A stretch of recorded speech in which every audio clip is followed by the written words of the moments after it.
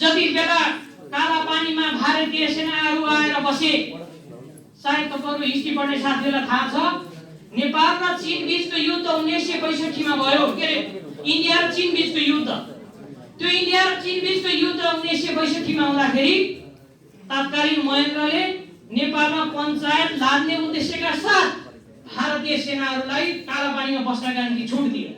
महेन्द्रले कालापानीमा भारतीय सेना राखेको। ती भारतीय सेना कालापानीमा बसे। नेपालको भूभाग कालापानी भन्दा उतापट्टि धेरै छ पर, तपाईहरुलाई थाहा छ, लिम्पियाधुरा, लिपुले। ती ठाउँहरुमा नेपालको सम्बन्ध कटअफ भयो। अनि यही अनरासुबीले भन्यो, यो रातो झण्डा उठाएर, खबरदार भारतीय सेनाहरू कालापानी छोड, कालापानी नेपाली भूमि हो भनेर राष्ट्रियताको आवाज यही अनरासुबीले बिगतमा उठाए। त्यति मात्रै होइन, यहाँ सुस्ताको समस्या छ। भारतीयहरूले सीमा मिचिरहेका छन्। इलामको सन्दकपुरमा समस्या छ। नेपालका थुप्रै ठाउँहरुमा राष्ट्रिय सीमा मिचिएको छ।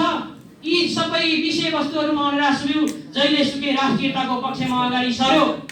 हो, यस्तो राष्ट्रियताको आवाज उठाउने विद्यार्थीहरुको अर्गनाइजेसन अरु होइन, अनरासुबी हो। आज राष्ट्रियताको मुद्दा यो राष्ट्रिय राजनीतिमा अरुले बोकेको छैन। नेकपाको श्रद्धेय अध्यक्ष प्राइम मिनिस्टर केपी शर्मा ओलीले राष्ट्रियताको झण्डा उठाउनु भएको छ।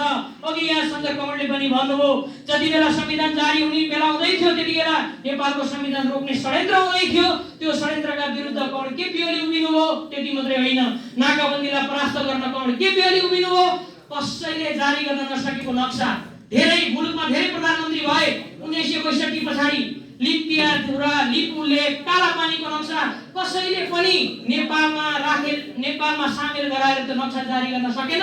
त्यो नक्सा जारी गर्न पनि फेरि प्राइम मिनिस्टर केपी शर्मा ओलीले चाहियो। त्यसकारणले त्यो राष्ट्रियताको आवाज उठाउने हाम्रो चरित्र भएको कारणले, देशभक्तिको भावना भएको कारणले हामी अखिल छौं र कमरेड केपी शर्मा ओलीको साथमा छौं।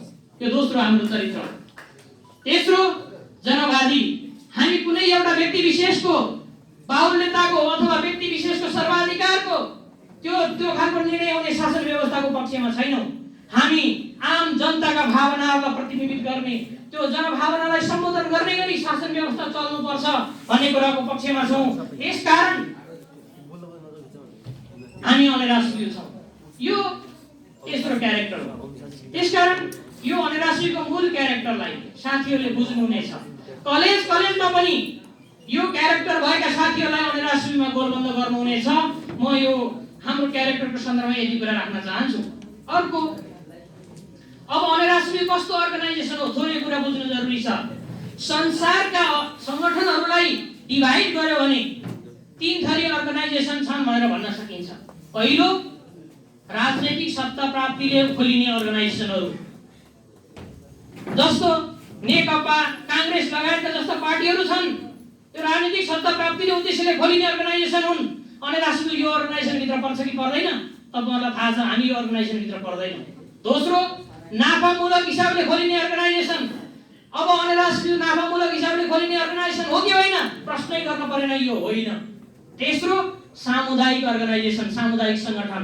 अनरासुबी विद्यार्थी हक र अधिकारको लागि स्थापना भएको, त्यसका निम्ति लड्ने, विद्यार्थीहरूलाई संगठित गर्ने, गोलबद्ध गर्ने सामुदायिक अर्गनाइजेसन हो। हामी अघिल्लो 2 प्रकृतिका अर्गनाइजेसन होइनौं। अनरासुबी कस्तो अर्गनाइजेसन हो भन्दा सामुदायिक संगठन हो भन्ने हिसाबले तपाईहरुले बुझ्नुहुनेछ। हामी पेशागत होइनौं। हाम्रो राजनीतिक सत्ता प्राप्तिको उद्देश्य हुँदैन। भलै हामीले कुनै राजनीतिक पार्टीसँग सामिप्यता राख्छौं, तर हामी सत्तामा जाँदैनौं। हाम्रो भूमिका जहिलेसुकै दबाव र जागरणको हुन्छ। हामीले जहिलेसुकै विद्यार्थीका मुद्दा उठाउँछौं, सामुदायिक मुद्दा उठाउँछौं। मैले यहाँ जोड्न खोजेको कुरा के हो भने, अब तपाईहरु जिल्ला कमिटीमा आउनुभएको छ, क्याम्पस कमिटीका साथीहरु हुनुहुन्छ।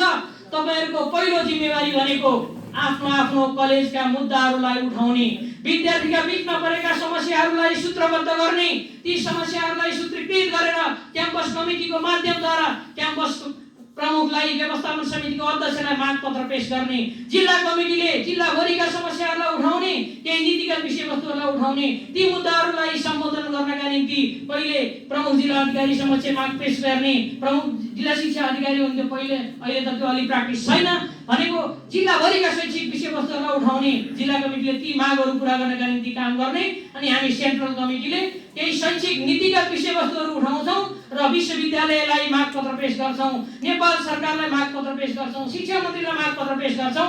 यसरी हाम्रो काम भनेको तत्त तहका समस्याहरूलाई उठान गर्ने, तिनलाई सूत्रबद्ध गर्ने, ती माग पूरा गराउनका निम्ति विद्यार्थीहरूलाई त्यसप्रति जागरण ल्याउने अनि ती माग पूरा गराउनका निम्ति दबाब दिने हाम्रो भूमिका यो हो। हामी सत्तामा गएर माग पूरा गर्नका निम्ति हामीले काम गर्दैनौँ।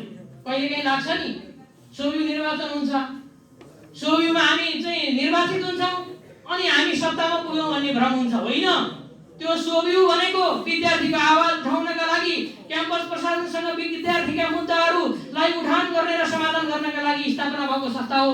त्यो क्याम्पसको सत्ता होइन। हामी कहिले पनि सत्ताका पक्षधर हुँदैनौँ। हामी जहिलेसुकै सत्तालाई खबरदारी गर्छौँ। र अर्को तेस्रो कुरा भनेको हाम्रो मातृ पार्टी सत्तामा जान्छ, मातृ पार्टीले गरेका राम्रा कामहरूको हामी प्रचार गर्छौँ, उसलाई समर्थन गर्छौँ। कहिले काहीँ मातृ पार्टीले खबरदारी गर्यो, गलत निर्णय गर्यो भने हामी खबरदारी गरेर सडकमा पनि निस्कन्छौँ। हाम्रो चरित्र यो हो, दबाब र जागरण हामीले खेल्ने भूमिका हो। तपाईहरुलाई याद छ कहिले काहीँ हाम्रो नजिक रहेको पार्टी पनि निर्णय गर्ने क्रममा अल्झिन्छ, जनपक्षीय निर्णय गर्न सक्दैन।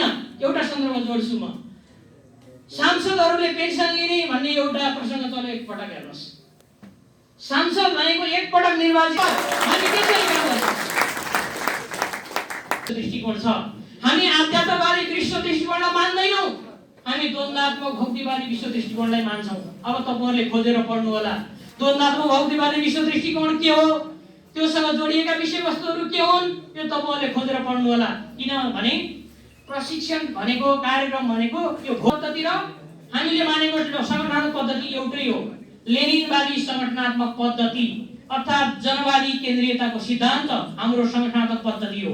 अब यो अन्तर्गत रहेर हामीले हाम्रा कमिटीहरू चलाउँछौँ, बैठकहरू गर्छौँ, निर्णयहरू गर्छौँ अनि हामी हाम्रा जीवनहरूलाई, हाम्रा कमिटी प्रणालीहरूलाई व्यवस्थित गर्छौँ।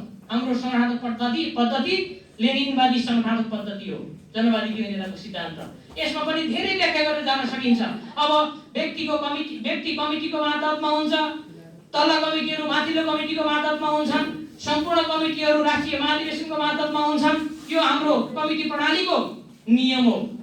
अल्पमत बहुमतको अधीनस्थ हुन्छ, यो स्थापित एउटा कमिटी प्रणालीको लेनिनवादी संगठन पद्धतिको मान्यता हो। हामी यो अनुसार हामी काम गर्छौँ। अब यसमा पनि हामी अलि धेरै र हामीले त्यसको शैक्षिक आन्दोलनको कार्यभार पूरा गर्ने म यहाँ जोड्न चाहन्छु। रूपन्देही जिल्लाभित्र सायद कति हजार विद्यार्थी छन्, लाख नै होला हैन, लाख अझ बढी छ, 2 लाख। यो रूपन्देही जिल्ला कमिटीको भूमिका ती 2 लाख विद्यार्थीहरूको भविष्यसँग जोडिएको छ।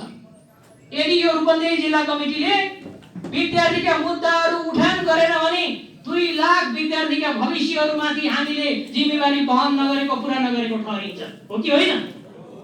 किनकि हामीले काम गर्ने क्षेत्रभित्र 2 लाख विद्यार्थी छन् नि। त्यसैगरी कुनै कलेजमा 7,000 8,000 छन्। फुटबलको उही क्याम्पसमा म हिजो गएँ, त्यहाँ 7,000 विद्यार्थी हुनुहुँदो रहेछ। लुम्बिनी वाणिज्य क्याम्पसमा हिजो पुगेँ म, त्यहाँ पनि यो त इमर्जिङ क्याम्पस रहेछ, यो युनिभर्सिटीको रूपमा अगाडि आउँदै गरेको चाहिँ लुम्बिनी वाणिज्य क्याम्पस रहेछ। मैले सबैको नाम लिन सकिनँ, क्षमा चाहनु होला। मैले जोड्न खोजेको कुरा के हो भने त्यो क्याम्पस भित्रको कलेज कमिटीको काम भनेको त्यही भित्रका समस्याहरूलाई सूत्रबद्ध गर्ने, उठाउने र तिनलाई पूरा गर्नका निम्ति दबाव र जागरणको भूमिका निर्वाह गर्ने हो, शैक्षिक आन्दोलन सिर्जना गर्ने हो, हाम्रो मुख्य कामै हो। अब राष्ट्रिय राजनीति र देशको प्राकृतिक स्रोत र साधन केन्द्रित राष्ट्रिय शिक्षा हुनुपर्छ। हाम्रो शिक्षा अरू देशका युनिभर्सिटीहरूसँग, अरू देशका विद्यार्थीहरूसँग प्रतिस्पर्धा गर्न सक्ने त्यस्तो गुणस्तरीय शिक्षा हुनुपर्छ। हाम्रो शिक्षा आत्मनिर्भर बनाउने खालको, त्यो खालको सिपहरू सिकाउने छ। अब हामी हाम्रो शिक्षालाई त्यो वनसँग लगेर जोडेर त्यसपछि देशको जगमा हामी सम्पूर्ण देश नेपालीहरूले ताली लगाएर मलाई विदाई गर्नका निम्ति अनुरोध गर्दछु।